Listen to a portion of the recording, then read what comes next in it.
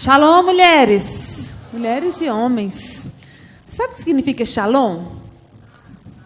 Paz. Acho que eu falei isso lá em Foz. Paz também. Numa das viagens que nós fizemos a Israel, o nosso guia, um judeu, ele estava explicando a respeito desse cumprimento que é tão normal. É o cumprimento dos judeus nas praças, nos restaurantes, nos hotéis. Eles se cumprimentam com shalom.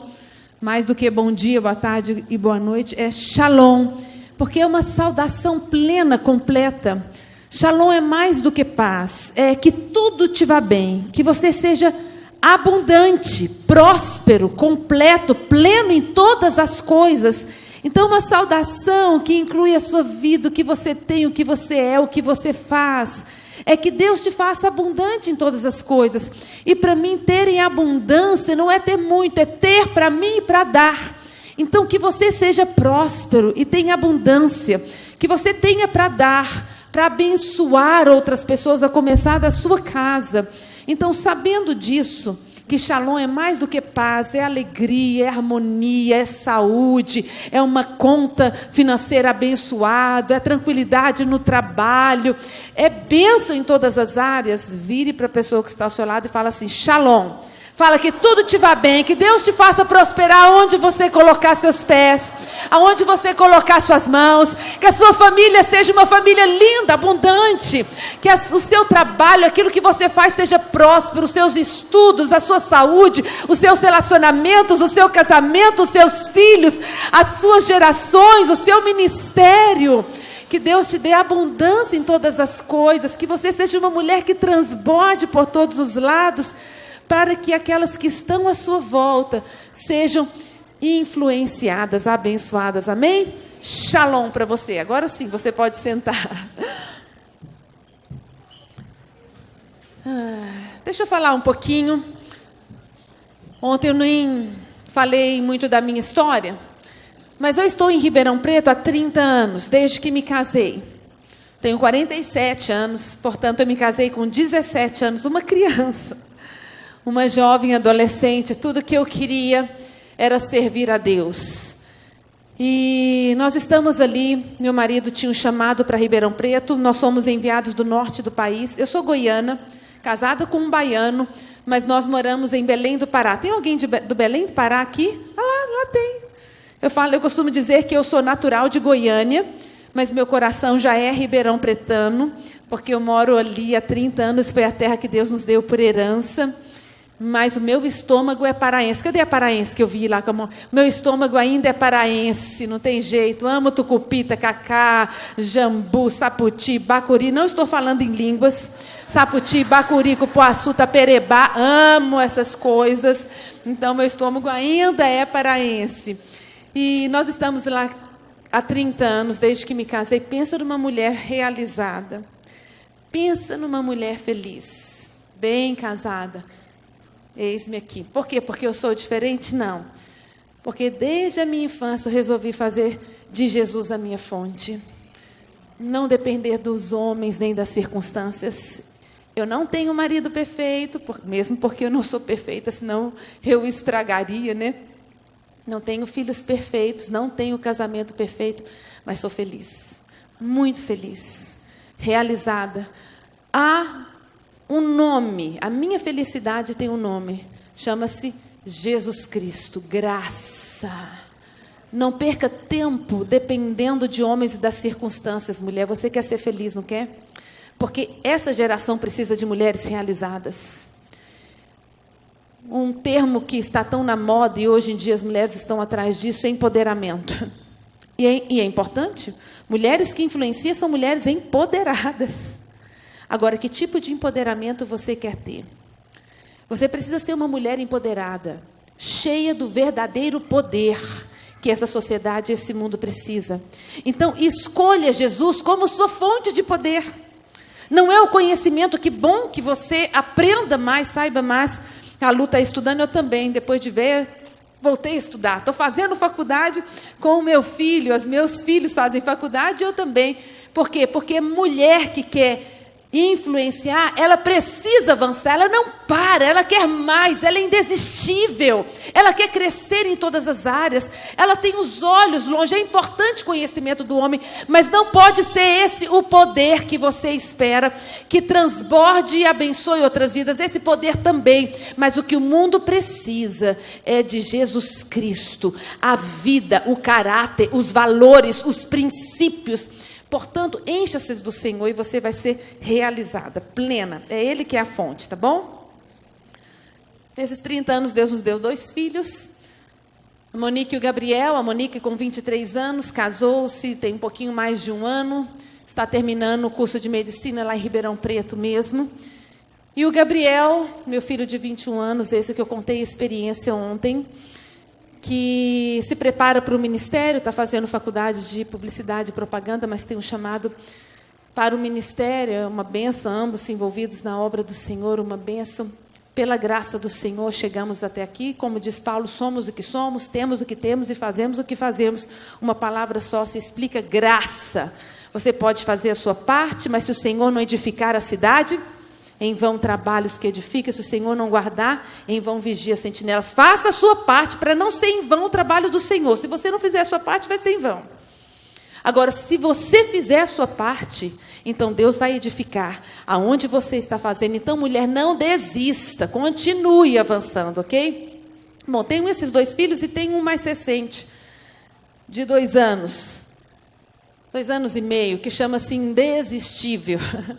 Eu falo filho porque me gerou dores de parto, mas valeu muito a pena, porque eu tenho tido a alegria de ver a influência, a bênção que ele tem tido na vida de tantas mulheres. Recebo muitos e-mails de vários lugares do Brasil falando: Mônica, obrigado, esse livro tem mudado a minha história, curou meu coração.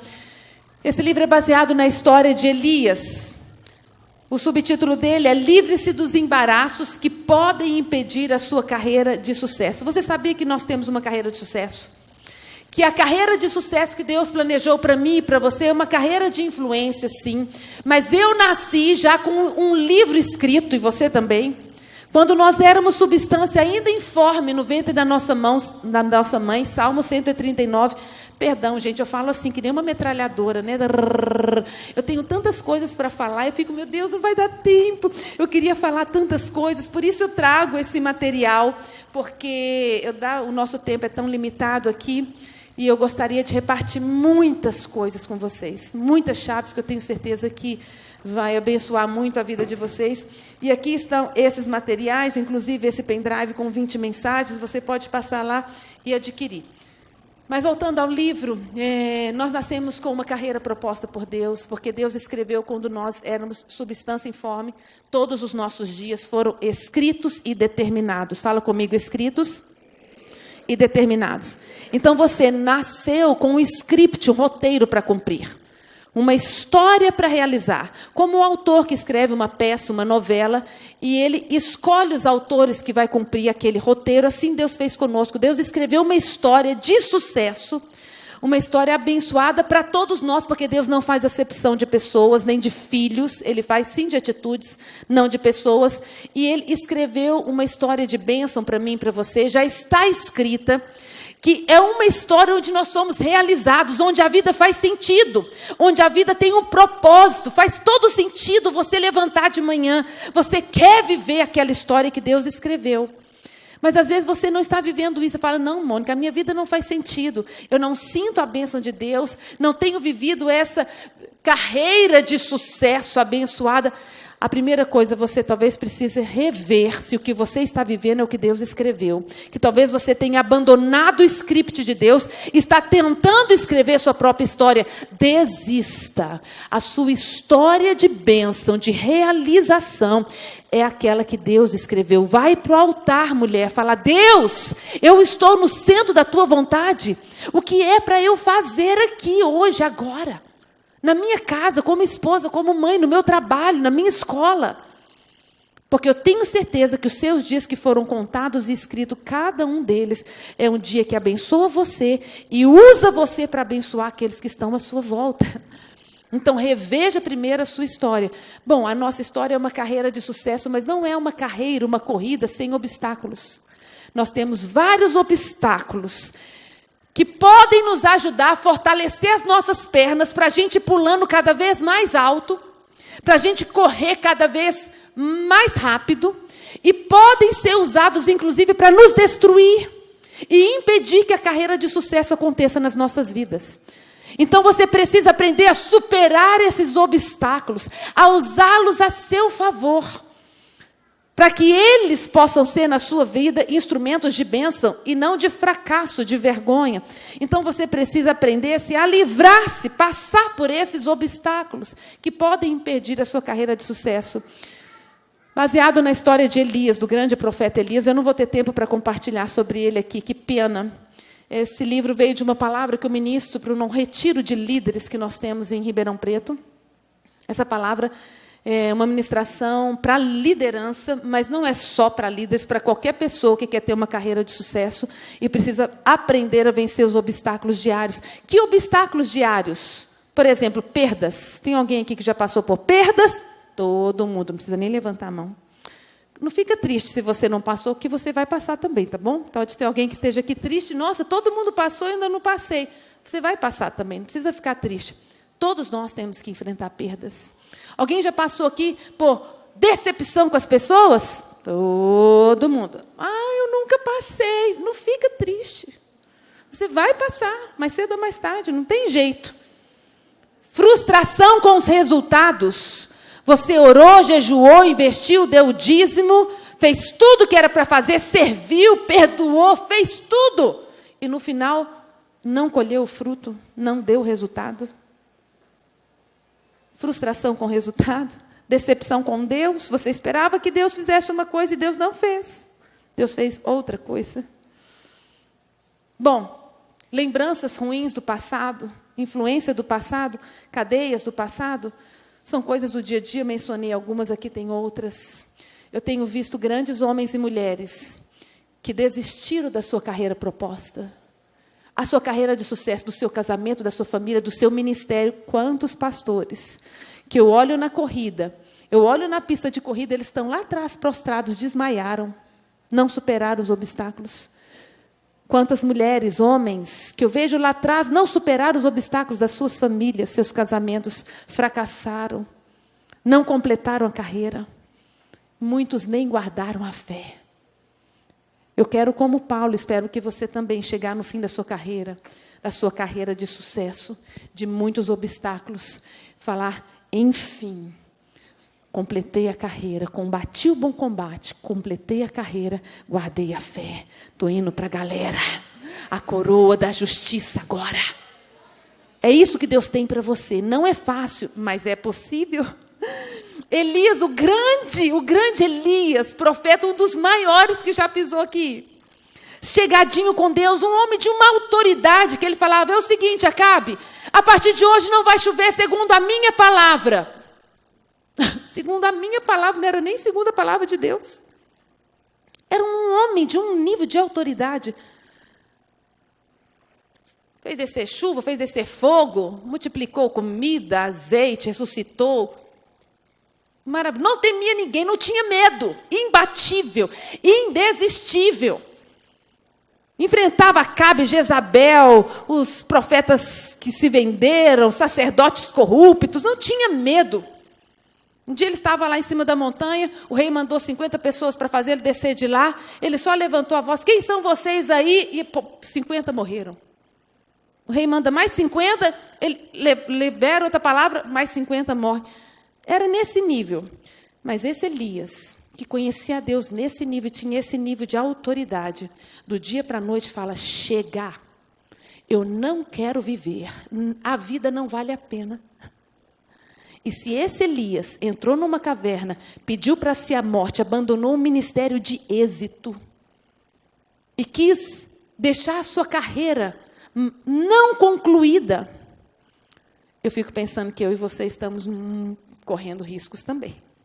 Esse livro dá chaves para você não ficar no meio do caminho. Graças a Deus, a história de Elias não acaba assim, ó.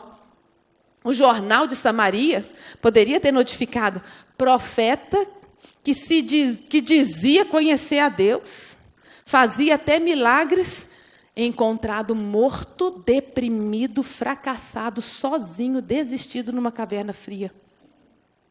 Mas não foi esse o fim. O fim foi numa carruagem de fogo, sendo transportado por Deus. Enfim, combati o bom combate, completei a carreira, guardei a fé. Esse foi o fim. Mas você pode descobrir como? Através, inclusive, da vida de Elias, o que ele fez, por que Elias estava na caverna. Eu sempre achei que foi por causa de Jezabel. Eu pensava que era por causa de Jezabel, mas depois eu fiquei pensando, gente, Jezabel, Elias já estava acostumado a lidar com Jezabel. Só por causa daquela mensaginha, olha, considere-se um homem morto até amanhã. Mas Elias já tinha recebido tantas ameaças. O que foi que fez Elias mudar e quase desistir? E eu fui entender que havia muitos embaraços na vida dele. Que ele mesmo fala quais são na resposta que ele dá a Deus quando Deus pergunta: por que você está aqui? Que fazes, Elias, nessa caverna? Você sabia que na resposta de Elias nem aparece a palavra de Jezabel? Se Deus perguntasse para você, se você fosse Elias, o que você está fazendo nessa caverna? O que você iria responder? Estou fugindo de Jezabel, que quer me matar. Não era essa a resposta? Pois a resposta dele não aparece Jezabel. E na resposta dele você vai poder entender quantos embaraços haviam naquele homem, naquele profeta de Deus, admirável, mas que o fizeram cansar e quase desistir de todas as coisas. Bom, temos outros materiais. Esse é o meu livro, é o único. Em nome de Jesus, esse ano sai os outros, que eu quero escrever alguns livretos pequenos. Fracassei no meu propósito, que era para sair em 2017, mas em 2018 vai sair. Fala amém, por favor, que eu estou precisando de uma força. Esses outros são do meu marido, Chaves da Relevância. Ouse ser diferente, assuma fazer diferença. Quer influenciar? Ouse ser diferente. Assuma fazer diferença. Ouse acreditar no que Deus diz a seu respeito. Lidere a si mesmo para influenciar outros. Faça do tempo um parceiro e não um algoz. Não troque a relevância pelo apelo da evidência. Pavimente o seu caminho com lealdade e honra. Decida exagerar se o que você faz for para Deus e outros temas, tá bom? Sobre liderança, vida com Deus. Esse é um manual sobre fazer discípulos, fazedor de discípulos. Para mim, o melhor. E para muitos pastores, como Josué Gonçalves, Márcio Valadão, que têm usado esse livro e têm indicado, excelente. Se vocês trabalham com discipulado individual, como igreja, esse livro é um manual perfeito sobre João 17. Esse é um lançamento que meu marido lançou na nossa última conferência de mulheres, Quem Sou Eu?, baseado na história de Moisés. Uma questão a ser resolvida na presença do grande Eu Sou. Quem é você? Você precisa saber na presença do grande Eu Sou. Recado dado, por favor, abra sua Bíblia em Gênesis, capítulo 49. Eu costumo falar por aí que, como vendedora, eu sou uma melhor pastora e pregadora. Eu não vendo livros, eu apenas quero compartilhar aquilo que Deus me deu. E o propósito é esse, que nós andamos com esse material. É abençoar o povo de Deus, enriquecer, dar, servir com chaves que podem fazer diferença na vida da igreja. Portanto, está ali fora. Quem comprou, uma irmã falou: Mônica, você dá uma dedicatória depois das reuniões ou antes. Eu estou disponível. Se você comprou, traga seu livro. Eu quero fazer uma dedicatória para você. Capítulo 49 de Gênesis, a partir do versículo 22.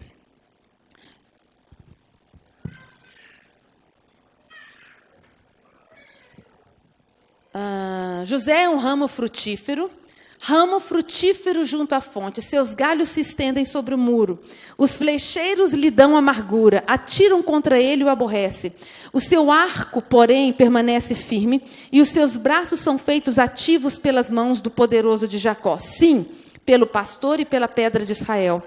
Pelo Deus de teu pai, o qual te ajudará, e pelo Todo-Poderoso, o qual te abençoará com bênçãos dos altos céus, com bênçãos das profundezas, com bênçãos dos seios e da madre. As bênçãos de teu pai excederão as bênçãos de meus pais até o cimo dos montes eternos. Estejam elas sobre a cabeça de José e sobre o alto da cabeça do que foi distinguido entre seus irmãos. Meu Deus, o que mais nós queremos é sermos ministrados, servidos por Ti, que és o Senhor, servidos pela Tua palavra, pela Tua graça, pelo Teu favor. Fala aos nossos corações, amado Espírito Santo. Domina sobre as nossas mentes, traz verdade, luz para dentro das nossas vidas. Que todo engano, sofisma, mentira, distorção caia por terra. E que que prevaleça a Tua verdade nos nossos conceitos, valores, princípios. Em nome de Jesus, convença-nos, estamos aqui para sermos convencidas, para sermos libertas, curadas, trabalhadas, influenciadas por Ti, desafiadas. Nós nos abrimos nessa manhã, continua falando, assim como o Senhor fez através da pastora Lu aqui, Deus continua fazendo, em nome de Jesus Cristo. Amém. Queridos, essa é a bênção que Jacó está dando esse capítulo para os seus filhos, sabendo que estava prestes a morrer. Isso era uma tradição naquela época, naquela cultura.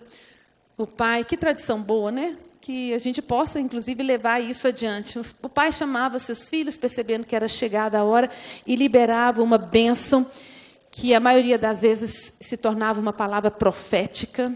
Tinha tudo a ver, mesmo porque palavra de pai, de autoridade, tem poder. Por isso que eu e você, que somos pais, temos que tomar muito cuidado na hora de abrir a boca. E aqui, Jacó está abençoando seus filhos, e essa é a bênção para José. E eu acho maravilhoso como ele termina, falando que, primeiro ele abençoa, e nós vamos ver, mas ele termina falando, é essa bênção que está sobre José, sobre a cabeça do que foi distinguido, separado, foi destacado entre os seus irmãos. Por que será que José foi distinguido entre os seus irmãos? E por que ele recebe uma bênção nesse nível? Se você ler, os outros também são abençoados, uns mais, outros menos, mas nenhum deles recebe a bênção do seu pai como José. Porque ele foi separado, destacado, distinguido, tinha alguma coisa diferente nele. Eu quero dizer que é esse o propósito de Deus para mim e para você. Nos destacar, nos separar nessa geração. E José foi um homem distinguido por causa do nível de influência que ele teve na sua geração. Que foi além da sua casa, além da sua família, além do seu povo. O nível de influência de José foi em todo o império, em todo o Oriente. Inclusive até nós hoje, o que José fez me abençoa. A sua vida, o seu testemunho toca em mim, chegou até mim. Eu baseio, respaldo a minha vida em cima do que esse homem viveu. Ele é uma influência na minha vida. Ele é uma influência na igreja do Senhor. Então, imagina o nível que José alcançou. Por isso ele foi um homem destacado. Por causa da sua influência. Não por causa do seu dinheiro. Porque haviam pessoas mais ricas e mais poderosas do que José. Mas por causa da sua influência. Eu quero destacar junto com vocês algumas características que Jacó reconhece na vida de José. E que, para mim, foram a base, essas características foram a base do nível que José chegou, de destaque, de influência. O mundo tem um conceito de destaque. Destaque é quem está na mídia. É verdade, quem está na mídia tem um destaque. Às vezes positivo, às vezes muito negativo.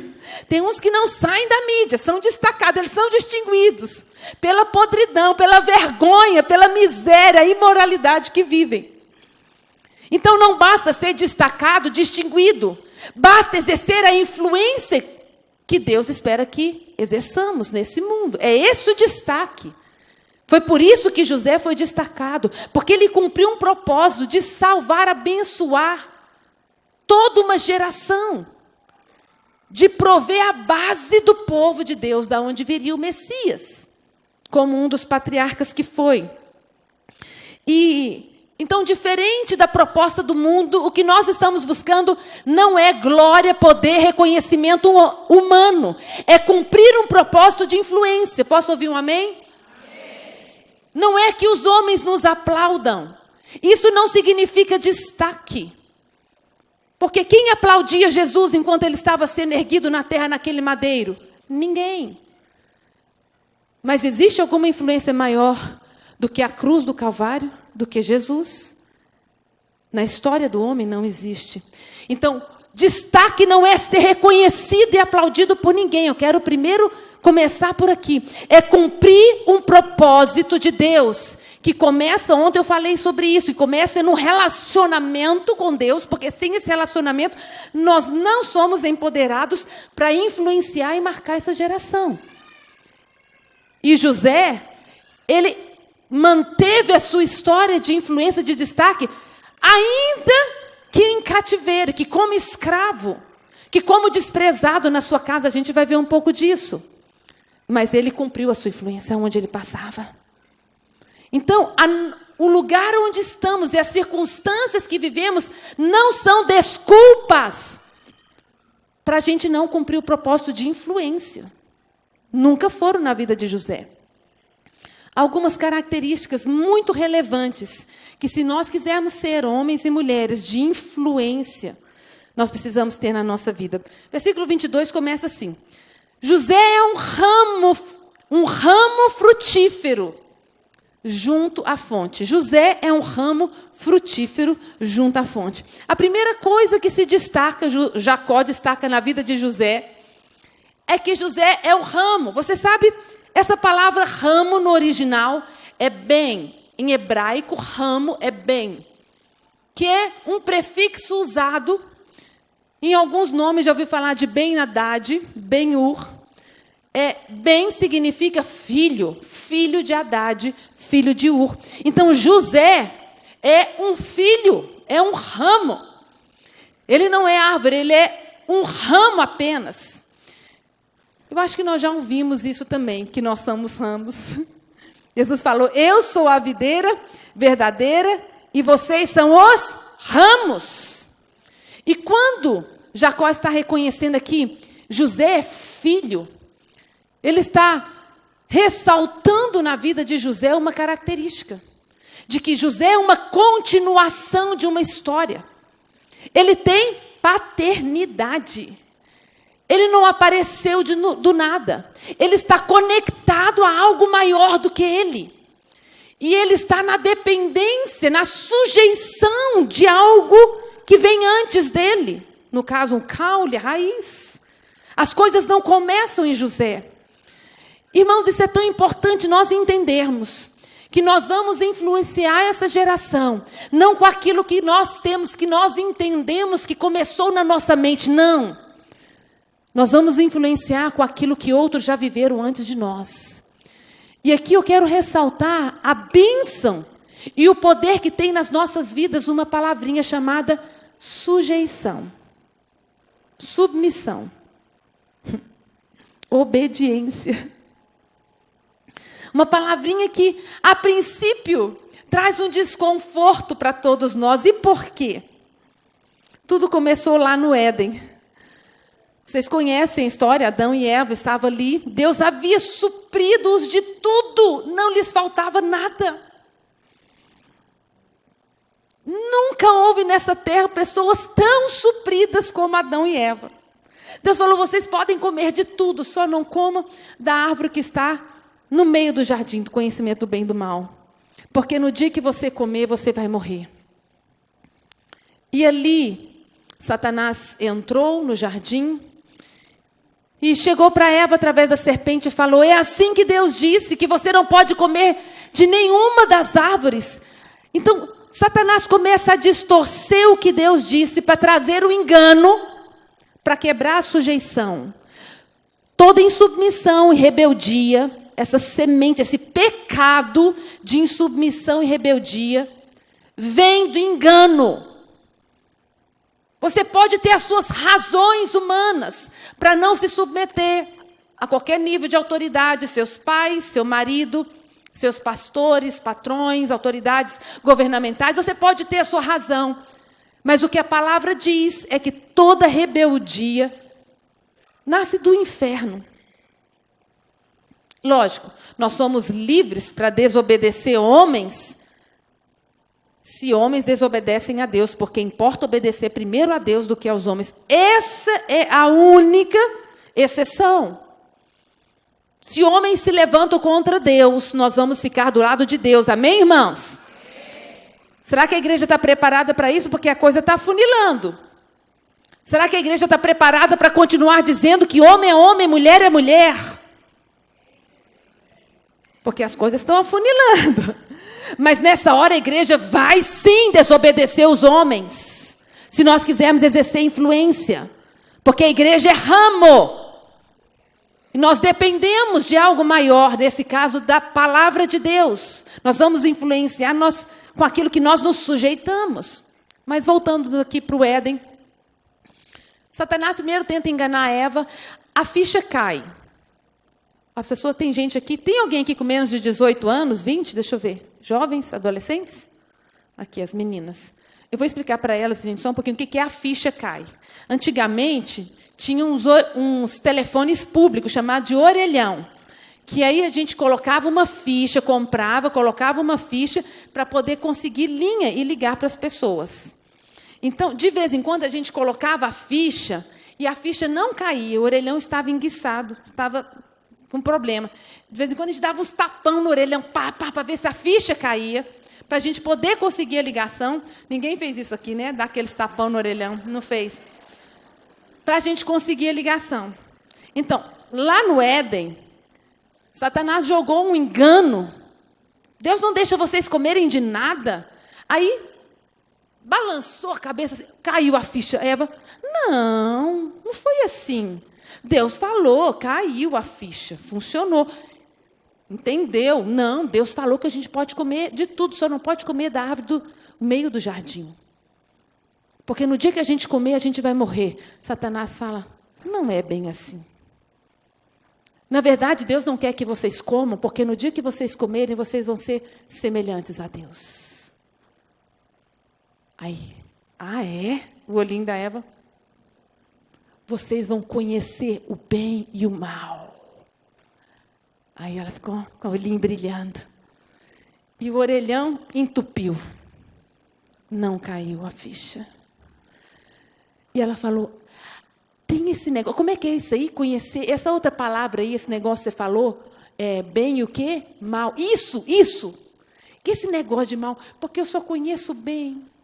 Eu só tenho paz, alegria, amor, provisão, sustento, amparo. Sou protegida, eu só conheço bem. Queria tanto conhecer esse outro negocinho que você falou. E como é que é mesmo o nome? Mal. Isso! Eu queria ser conhecedora do bem e do mal, que por enquanto eu só conheço bem. E às vezes nós estamos assim, sabe? Deus tem dado tantas coisas a nós mulheres principalmente, a todas nós, mas nós principalmente as mulheres, nos cercado de bênçãos por todos os lados. Aí você olha e fala, mas essa casa que eu moro é tão ruim. Mas meu marido nunca me deu um presente de aniversário. E você está querendo aquilo que não te foi dado.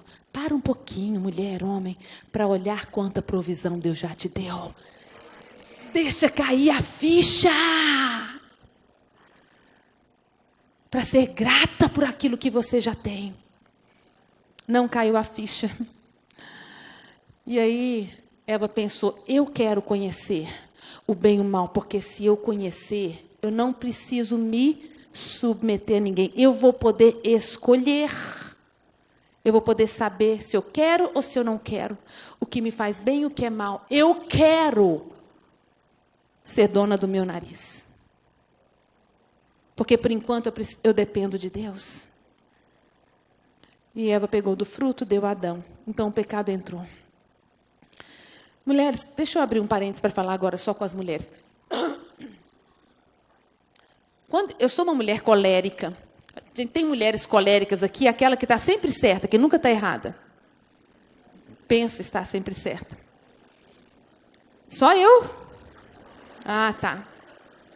Que não aguenta ver uma injustiça, que vai comprar a briga dos outros, porque não, injustiça não pode.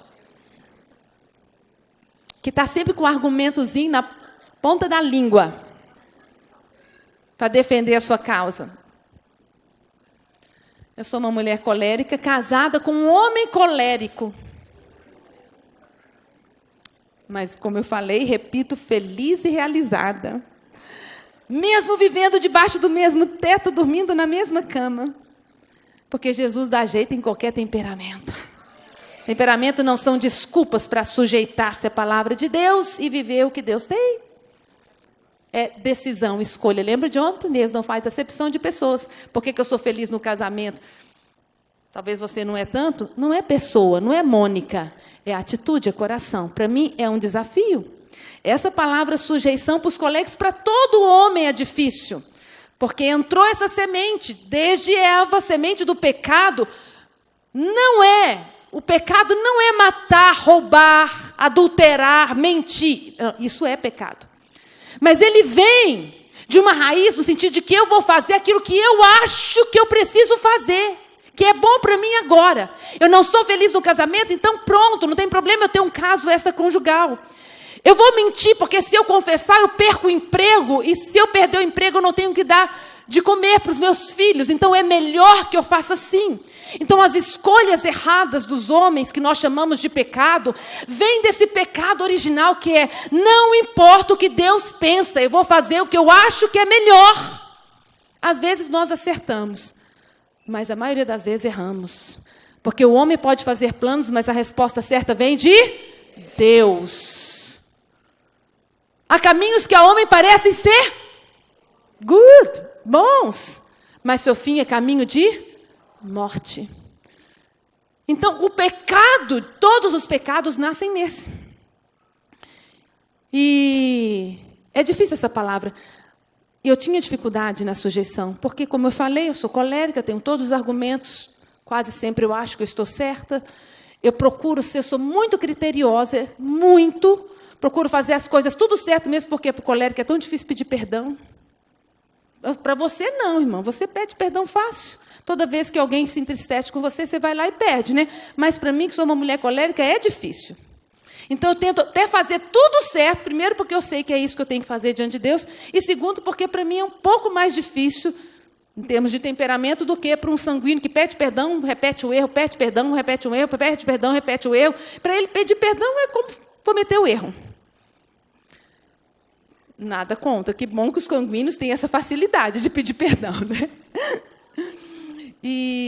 Mas, então eu tinha um argumento com Deus, falava, Deus, o Senhor pensou direito quando decidiu que o homem que tem que mandar?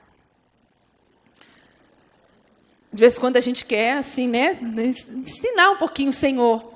Porque pensa bem, tem coisas que a mulher sabe mais, Deus.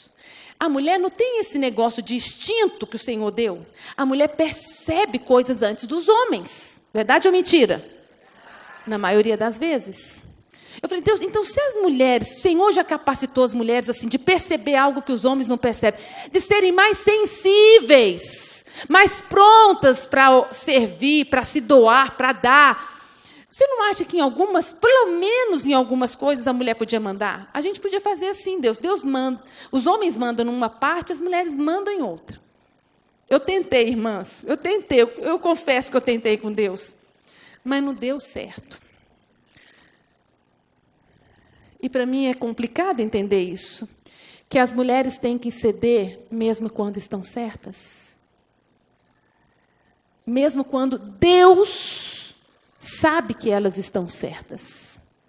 Eu falava, Deus, mas qual a vantagem disso?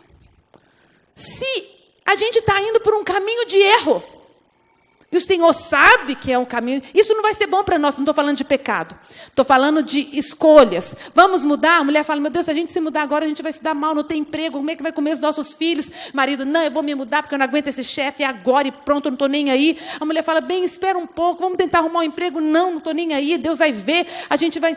E a mulher está ali, às vezes ela está correta, e ela tem que ceder. E isso chama-se submissão.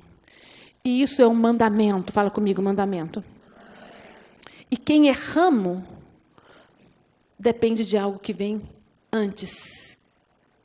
E a mulher depende da sua cabeça. E, mulheres, essa submissão que é tão difícil para nós, ela é como um cano na nossa cabeça. Que é por onde a bênção de Deus nos alcança. Enquanto você estiver debaixo desse cano, você está sendo abençoada. Ah, Mônica, mas eu não concordo, porque meu marido está errado, meu patrão, meu pastor, não é por aí, já tentei. Não importa. Ele está te mandando pecar? Não. Mas eu sei que dá errado, que vai dar mal, vai dar ruim, como diz essa geração. Vai dar ruim. Eu sei disso. Não importa. A submissão é o seu lugar de bênção. O dia que você falar, não, eu vou fazer o que é certo, que Deus sabe que é certo, é melhor eu guardar aqui minha família, eu não vou obedecer meus pais. Ou seja, na hora que você sai, você perde esse lugar de bênção. Então, nessa minha conversa com Deus, isso lá no começo do casamento, quando começaram as dificuldades, os atritos da personalidade, dos nossos temperamentos fortes, um dia eu estava orando, eu lembro direitinho, no quarto da minha filha, no cantinho, e Deus me trouxe uma revelação a respeito disso. Falou, Mônica, eu escolhi a melhor parte para você, porque eu resolvi te abençoar sem a responsabilidade da decisão. Você pode falar, filha, e você deve falar, mas você não vai responder diante de mim pelos erros. Uau! Quando eu entendi aquilo que Deus tinha, antes eu pensava, acho que Deus amou mais os homens, porque os homens é que podem mandar. Mas quando eu entendi aquilo, eu fiquei, meu Deus, eu acho que o Senhor amou mais as mulheres, porque sobre elas não pesa essa responsabilidade. Nós somos privilegiadas de poder dizer assim, olha, meu amor, o que eu penso é que a gente deve fazer isso, isso, isso, por causa disso, disso, disso. Porque se a gente não fizer, eu acho que vai acontecer isso, isso, isso. Agora resolva você. Você quer lugar melhor? Você quer mandar, mulher? Quando eu entendi isso, eu falei, meu Deus, me deixa aqui para sempre. Eu falei que nem uma louca, como Asaf diz, que nem uma mula, embrutecida, uma mula. Deus, eu estava sendo uma mula, embrutecida, sem entender. Esse lugar de bênção é um privilégio para nós, mulheres. Custa, para mim custa, dá licença. Para você é fácil, para mim custa. Algumas vezes custa. Mas todas as vezes que eu permaneço, eu sou abençoada. Ainda que eu me submeta a uma decisão que eu entenda que é errado, Deus me abençoa e às vezes abençoa a minha casa, por causa da minha atitude de obediência. Nós somos ramos. E aqui eu quero estender para os filhos, para aquelas que não são casadas, que vivem com seus pais, que devem a sua vida em sujeição. Vocês têm um grande problema chamado de conflito de gerações, cabeças que pensam diferentes, valores diferentes. Mas enquanto você estiver na casa do seu pai, o seu lugar é debaixo do cano de bênção, se é que você quer ser feliz, realizada, porque o dia que você falar, não, meu pai não entende desse assunto, a minha mãe não sabe, eu vou fazer do meu jeito, você se apartou de Deus. Aí depois, não sei porque as coisas não dão certo, eu não sei, eu oro, porque não tem cano de bênção na sua cabeça, a bênção está caindo aqui do seu lado. Vai para o seu lugar e deixa o resto com Deus, porque Ele é poderoso para reverter qualquer maldição e bênção, se encontrar um fiel que permaneça no seu lugar de sujeição. E aqui eu quero estender para ovelhas e pastores. Os pastores são autoridades. E às vezes as ovelhas têm uma ideia melhor do que os pastores. Às vezes é melhor mesmo, às vezes é melhor. Ah, não vou entrar nesse negócio, nesse projeto de evangelismo, não, já tentei, não dá certo. Teu lugar é lugar de sujeição e obediência. Quer você entenda, goste, concorde ou não, Deus te plantou nesse rebanho, sujeite-se ao seu pastor. E se der errado, quem vai responder? O pobre. Vai responder diante de Deus, o pobre coitado do pastor. Por isso que a gente tem que orar tanto pelos nossos pastores, líderes, porque pesa pelos nossos maridos, pelos nossos pais, porque é uma responsabilidade, darão conta das decisões. E nós temos o privilégio de estarmos aqui. A mulher sábia que influencia, não é aquela que fica calada, é para ir? Onde? Não importa, eu vou. Não é essa, vaquinha de presépio, como costuma dizer.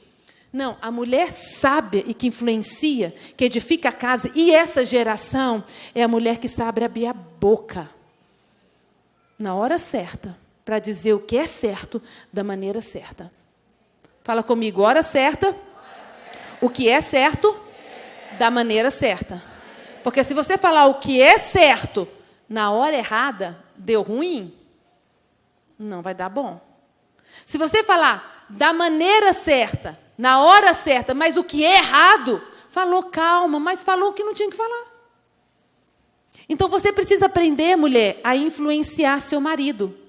Não é obedecer, ficando calada, vendo que ele está tomando uma decisão que vai prejudicar a sua família, a sua casa, a vida dele. Não, você precisa saber abrir a boca e falar. Porque você é mulher de influência. Você não é cúmplice de erros. Então você abre a boca, você, filho, que está vendo que seu pai, sua mãe está tomando uma atitude errada, você precisa falar. Isso é bíblico. Está vendo o seu irmão indo para o precipício, abre a boca e fala. Fala o que é certo, primeiro, só o que é certo. Da maneira certa. Porque você fala o que é certo, mas você fala, é um absurdo, você nunca, você sempre. Aí pronto, já estragou tudo, ele falou da maneira errada. Não adianta. Falar o que é certo, da maneira certa, na hora certa. E aí? Não, mas falei, Mônica, não adiantou nada. É duro de coração. Homem duro esse. Falei, não adiantou. Você fez o seu lugar. Joelhinho no chão, porque você é uma mulher de influência. E o poder da oração é imbatível. Muito pode a oração do justo. Joelhinho no chão. E Deus vai honrar a sua sujeição e a sua fé, a sua obediência. Isso é mulher de referência. Jacó está reconhecendo aqui. José é um ramo. A Bíblia conta a história de duas mulheres, Ruth e Orfa, lembra? As duas moabitas que casaram com os filhos de Noemi, que morreram lá em Moabe, Quilion e Malom. Tem tanta coisa para falar dessa história. Mas só resumindo, você sabe o final de Orfa? Como é que Orfa acabou a vida? Acho que Orfa acabou órfã. Sem pai, sem mãe, sem história, sem destino. Mas sabe quem foi Ruth? Aquela amaldiçoada por ser moabita, jamais estaria na congregação. Povo amaldiçoado até a 10ª geração. Sabe quem foi Ruth? Sabe do final da história dela? Está lá, Lucas, capítulo 1. Mateus, na genealogia dos reis e do rei dos reis. Sabe por quê? Porque no tempo da sua maior dor, da sua maior dificuldade e provação, Ruth chegou para uma mulher que não tinha nada para dar, nada. Sabe o que é nada? É nada. Ela tinha uma fé que estava meio apagadinha. Ruth chegou e falou assim, para onde tu fores, irei eu.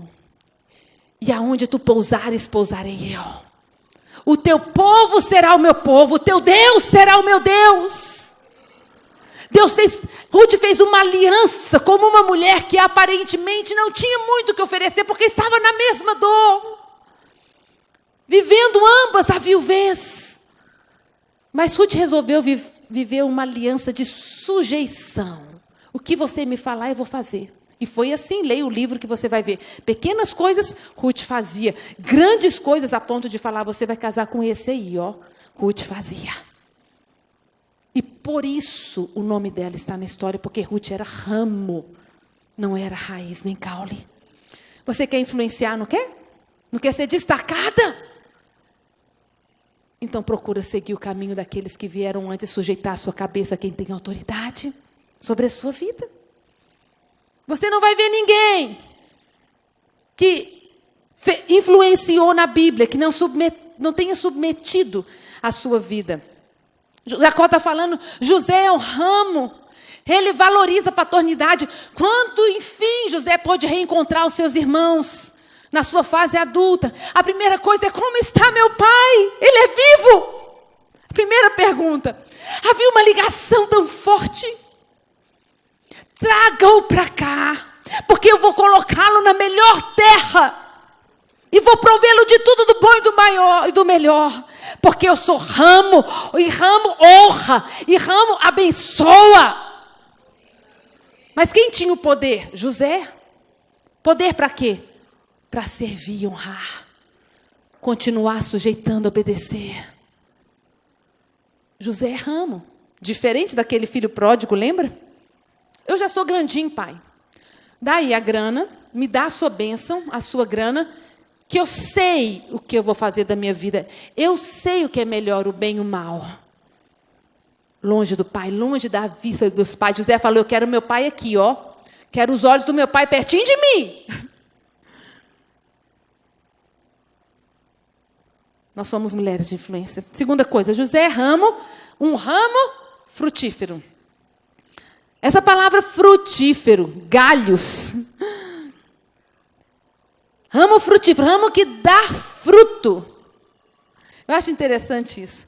José, ao mesmo tempo que ele depende de algo maior, ele prover algo de si. O propósito de Deus e de influência, porque esse é um homem destacado, uma mulher, é alguém que seja ramo, mas alguém que dê frutos. Alguém que seja filho, mas que dê filhos. Se você não tiver filhos, eu falo em todos os sentidos, gente que você sustenta, porque filho é para prover, para sustentar, para nutrir, para educar, para formar. Se você não tiver pessoas que você tenha esse poder de ingerência, de influência, de formação, você pode até ser um ramo, mas não frutífero. Eu obedeço a Deus, eu faço tudo bem, mas olha para mim, não tem fruto nenhum. Sendo que o propósito, como eu disse ontem, o propósito da nossa existência é frutificar. Encher a terra, lembra disso? Frutificar. Não fostes vós que escolhestes a mim, antes eu vos escolhi a vós e vos designei. Fala comigo, designei. Tracei um desígnio, um propósito. Eu escolhi vocês e eu tracei um propósito para que vades, deis fruto e o vosso fruto permaneça. Ou seja, nós somos escolhidos e nós temos um propósito, que é dar frutos. Você não vive para você. Eu sei que essa é a proposta do atual século. Humanismo, você tem que se dar bem. Se você não estiver feliz, então a vida não vale a pena. Hello? Acorda, igreja. Nós não vivemos para sermos felizes. Nós vivemos para fazê-lo feliz. Eu não conheço outra proposta de cristianismo. A igreja tem chamado de cristianismo muitas coisas que a gente escuta aqui nesse púlpito. Muitas coisas. Diz que é evangelho. Diz que é cristianismo, mas eu conheço uma única proposta, que foi daquele que o fundou. Se alguém quiser vir após mim, negue-se a si mesmo. Tome a sua cruz e siga-me. Você não está aqui para fazer a sua vontade de ser feliz. Desculpa te dizer isso. Você está aqui para fazer a vontade dele e fazê-lo feliz. A melhor notícia de todas é que fazendo feliz, você é plena, realizada, feliz, transbordante, abundante, mulher de influência. Você não precisa buscar sua felicidade, meu irmão, minha irmã.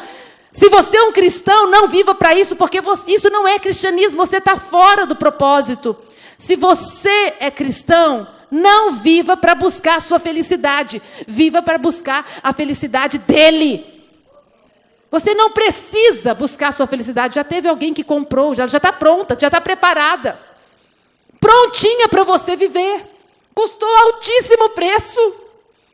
Tem alguém que buscou, comprou, pagou a sua felicidade. Você não precisa pagar aqui. O preço que você precisa pagar é outro. É o preço de fazê-lo feliz. E a proposta dele para nós é que nós demos frutos.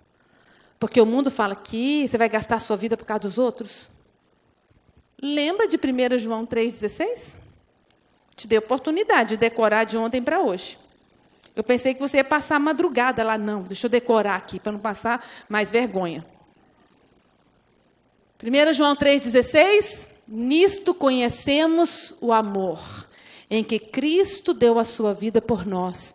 E devemos dar as nossas vidas pelos nossos irmãos. Não tem outro caminho de realização, a não ser aquele que produz para o outro. O homem entendeu errado. Estou falando que o orelhão, desde o começo, estava meio entupido. Que Deus falou, ide frutificai. A mulher viu o fruto e quis tomar do fruto para si. Não era para tomar do fruto para si, era para dar o fruto. A produção é para o outro, não é para si. As pessoas mais realizadas que eu conheço não são as que têm mais dinheiro, não são as que têm mais poder, as que viajam mais, que moram em apartamentos de luxo, não são essas. São aquelas que vivem para os outros. Às vezes não tem nada, elas têm uma alegria. Às vezes eu entro na casa de algumas irmãs simples, está lá ainda de vermelhão, você quase penteia o cabelo, o chão brilhoso, aquelas panelas areadinhas, tudo simples. Como se panela areadinha fosse só na casa de gente mais simples. Não, na casa de gente mais rica também tem panela areadinha, espero. Irmãs, a gente chega lá, a pessoa te recebe com alegria. Ela não te recebe assim, entra, está tudo bem? Podia estar melhor, né? Não. Elas têm um sentido, a vida preenche, porque elas se sentem úteis. Essa é a proposta do cristianismo, dar frutos. Eu vos designei, fala comigo, propósito. Fala, Jesus me deu um propósito, dar frutos. E dar frutos significa alcançar o outro de alguma maneira. Abençoar com o que você faz, com o que você fala, do jeito que você é. E João 15, Jesus continua, todo ramo que estando em mim não der fruto, o Pai o corta. Não faz sentido, não tem propósito. Se nós nascemos para isso e estamos vivendo a vida aqui só consumindo a seiva, a bênção, não faz sentido. Ainda mais na igreja. Vem para cá e escuta que palavra linda. Nossa, tocou meu coração. Maravilhoso. Aí você passa a semana correndo atrás do seu dinheiro, da sua faculdade, da sua viagem, do seu bem-estar, e o outro. Ah, Mônica, mas a gente investe, e no final as pessoas nem reconhecem. Mas é reconhecimento humano que você está buscando? Você já pensou se Jesus estivesse buscando reconhecimento humano? Ele veio para os seus. Opa, fracassou. Deu ruim para Jesus também. Deu mal. Jesus veio para os seus e não deu certo. Não teve reconhecimento. Mas ele acertou o coração de Deus. Meu Deus, se possível, passa de mim esse cálice. Contudo, não seja feita a minha vontade, mas a tua. Jesus não estava atrás de reconhecimento humano. Jesus estava atrás de aplauso divino. Eu quero saber se aquilo que você faz no seu dia a dia, pensa na sua segunda, na sua terça, quarta. Se Deus está aplaudindo, ou se Deus vai encontrar só eu, meu, minha. Meu, minha, meus. Eu. Será que Deus encontra ela, eles? Você está fazendo para alguém que não vai te trazer retorno. Jesus deu a vida por todos. São poucos aqueles que estão trazendo algum retorno. E essa é a proposta do cristianismo. Nisso é glorificado o meu Pai, que dês muito fruto, e assim vos tornarei meus discípulos. Jeremias 18 diz, O justo, aquele que confia no Senhor, é como uma árvore plantada junto às águas, que estende as suas raízes para o ribeiro, e não receia quando vem o calor, mas a sua folha fica verde. No tempo da sequidão não se perturba, nem deixa de dar frutos. Por quê? Porque hoje, com a nossa correria, ninguém tem tempo para nada, então a gente tem uma desculpa. Fala comigo, desculpa. É desculpa. É desculpa, não é um motivo, é uma desculpa. Porque quem quer faz, quem não quer dá desculpas. Fala comigo, quem quer faz. Vira para a pessoa que está ao seu lado e fale, quem não quer dá desculpas. Então a desculpa é não tenho tempo. Não tenho tempo para assumir esse ministério, não tenho tempo para ir na vigília, não tenho tempo para desenvolver esse trabalho com crianças, não tenho tempo para fazer missões, não tenho tempo. Quem te deu o seu tempo mesmo? Quem te deu as 24 horas? E você não tem tempo para cumprir o propósito para o qual Ele está te dando tempo? Como assim? E no tempo da sequidão, não teme e não deixa de dar frutos. Você pode estar vivendo a pior sequidão da vida. Mas se você está em conexão, sentindo o coração de Deus, você não deixa de dar frutos. Jesus estava ali na cruz. E ali, na sua pior dor, sobre ele o pecado de todos os homens. E pior de tudo, sozinho. E pior de tudo ainda, sem o Pai. Ali Jesus está olhando para o lado e abençoando. Hoje mesmo você vai estar comigo. Os teus pecados já estão perdoados. João, cuida da minha mãe. Cuida dele para mim. Pai, perdoa-lhes porque não sabem o que fazem. E você está dando desculpas para não abençoar, para não servir. José é um ramo. O que foi destacado, o que influenciou, é ramo frutífero junto à fonte. Sabe por quê? Ele dá fruto sempre, mesmo no ano da sequidão. José, quando foi vendido dos seus irmãos, lá na casa de Potifar, ele já era discriminado, ninguém gostava dele, porque ele era o queridinho do papai.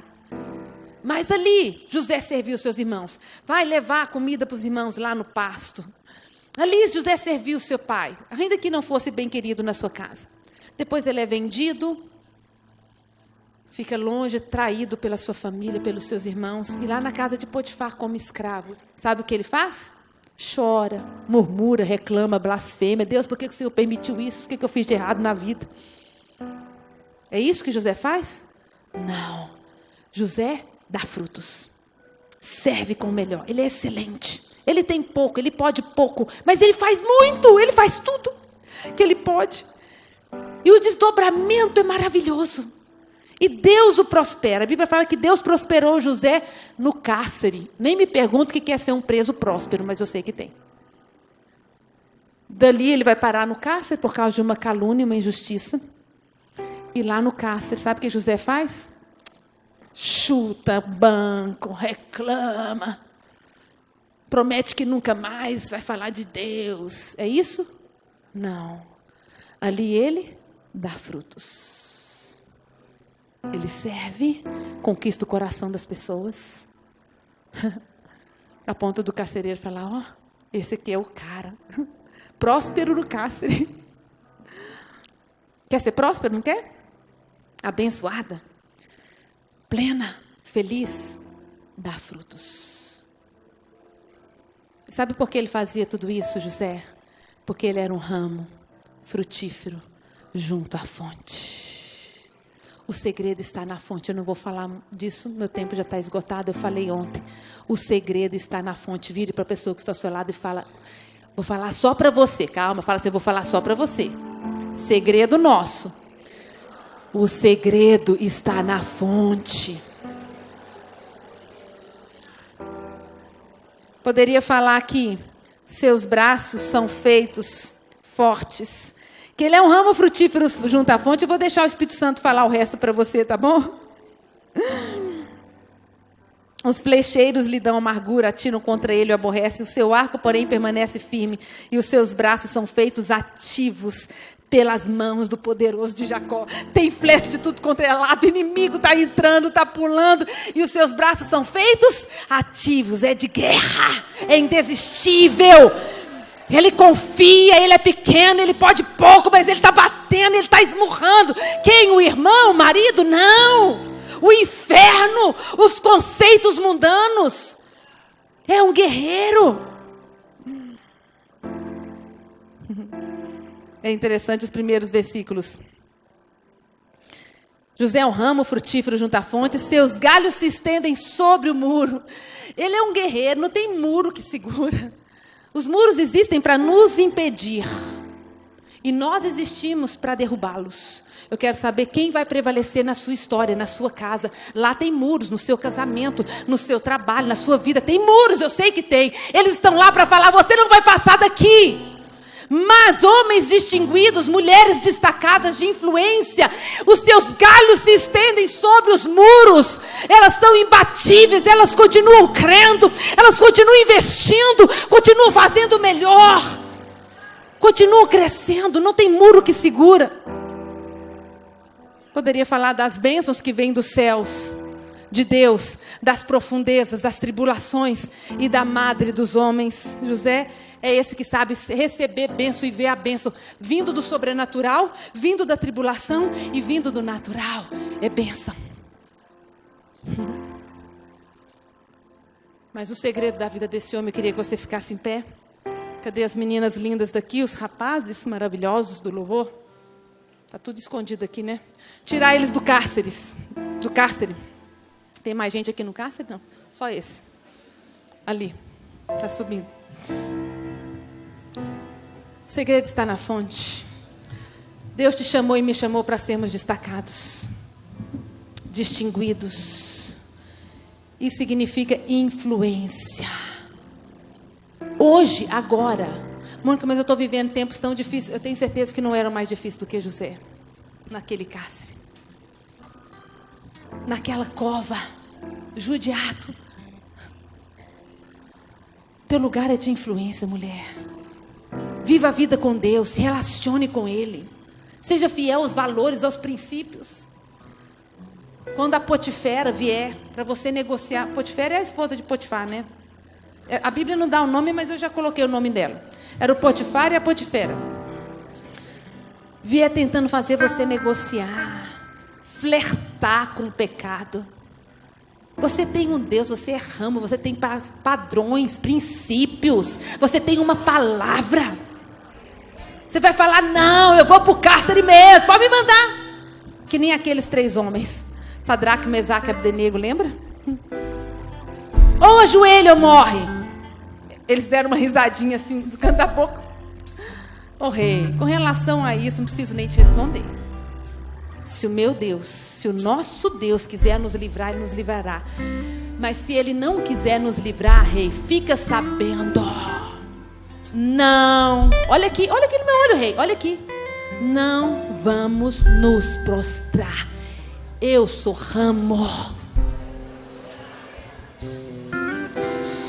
Ah, é? Então vai para a fornalha. Muitas vezes nós vamos para a fornalha, sabia? Sabia que muitas vezes Deus não nos livra da fornalha. Muitas vezes Deus nos livra na fornalha. E ali na fornalha, fogo 7 vezes aquecido. Mônica, é muito difícil, vai me matar essa angústia, essa perseguição, essa injustiça. Calma. A angústia, a perseguição, a injustiça, o fogo aquecido 7 vezes tem um propósito, sim. Não é matar você, é destruir as suas correntes, cadeias. A palavra fala que nem cheiro de fumaça tinha. Gente, cheiro de fumaça é a coisa mais fácil. A gente estava comendo aquele dia. Só de você comer um fundizinho ali, você vai ver que você vai sair puro fundi. Cabelo, fumaça. Nem cheiro tinha. Sabe o que o fogo fez? Destruiu a corrente. as cadeias. Isso é influência. O rei falou: a partir de hoje, todo mundo olha para esses homens aqui. E mais do que isso, olha para o Deus desses homens. Todo mundo vai adorar o Deus desses homens aí. E isso é influência. Topa? Até quando você topa permanecer? Feche os seus olhos, por favor. Oh Deus. Eu quero que você pergunte para o Senhor: Deus, cadê as amarras da minha vida? Vem com o teu fogo. Eu quero ser liberta de tudo que possa impedir que eu seja fiel até o fim. Hoje, no meio da minha tribulação, do meu problema, meu Deus, me faz uma mulher, um homem de influência. Seu amor perfeito sempre esteve repousando em mim.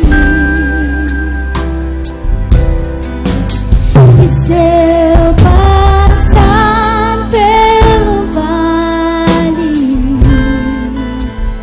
acharei conforto em teu amor, pois eu sei que és aquele que me guardas, me guardas.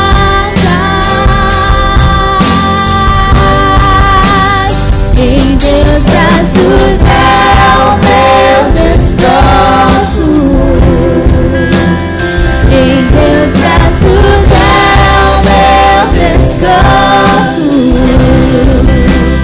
Em teus braços é o meu descanso.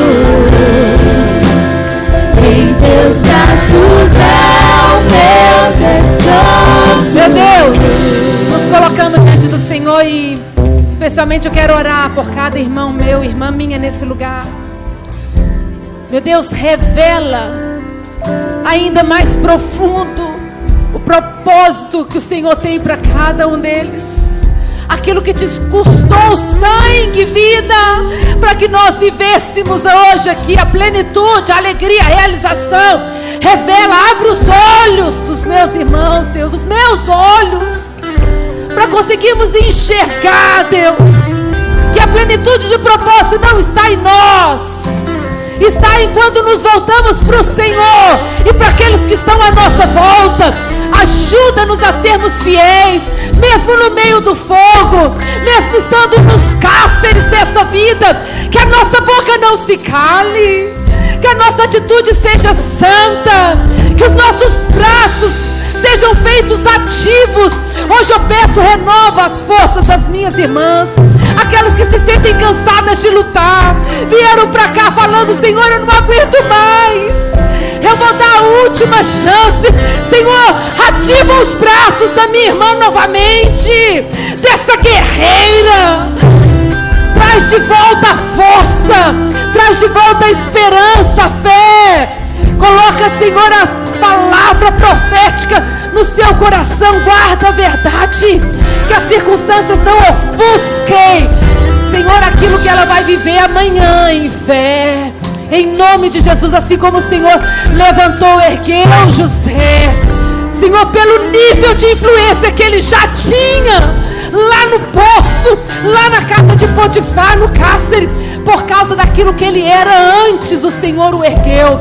Senhor, levanta as minhas irmãs hoje, aonde elas estão, no meio das suas provas, que ali elas se levantem por cima dos muros, que o teu nome seja visto nelas, a tua atitude, o teu poder, o teu sobrenatural. Eu ouso e profetizo daqui sobre cada um dos meus irmãos: não haverá muros que impeçam o agir do Senhor, nem o teu propósito. Agindo o Senhor, quem pode impedir? Vem, vem, vem Espírito, vem Espírito sobre essa mente, vem Espírito sobre esse coração, cura essa enfermidade, rompe os limites do físico, da alma, quebra os argumentos da alma, o não posso posso, não consigo, não sei, não aguento. Eu declaro por terra, vai caindo essa mentira, vai caindo esse sofisma.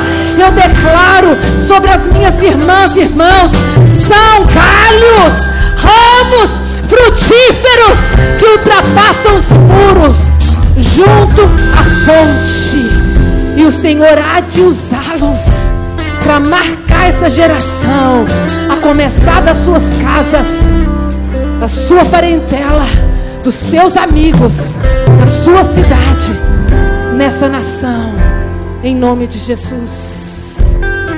Amém. Você pode aplaudir o Senhor?